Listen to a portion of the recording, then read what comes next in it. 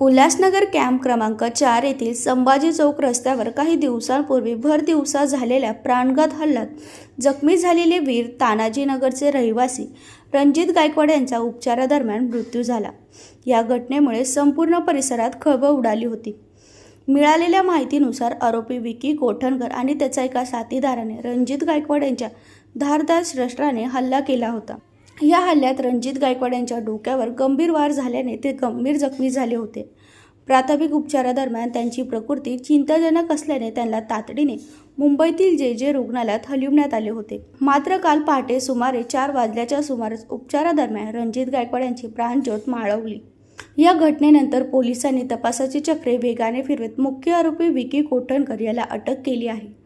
Police उपायुक्त सचिन गोरे, वरिष्ठ police निरीक्षक अशोक कोळी आणि पोलीस निरीक्षक चंद्रहार गोडसे यांच्या मार्गदर्शनाखाली गुन्हे शोध पथकाने रामदास मिसाळ, दिलीप चव्हाण, गणेश राठोड आणि सागर मोरे यांच्या पथकाने विठ्ठलवाडी बस डेपो परिसरातून विकी गोठणकर याला ताब्यात घेतले। दरम्यान या प्रकरणात आणखी कोणी सहभागी आहे का याचा तपास सुरू असून आरोपीला न्यायालयात हजर करण्यात येणार असल्याचे पोलिसांकडून सांगण्यात आले आहे। भर दिवसा झालेल्या या हल्ल्यामुळे नागरिकांमध्ये भीतीचे वातावरण निर्माण झाले असून आरोपीवर कठोर कारवाई करण्याची मागणी होत आहे।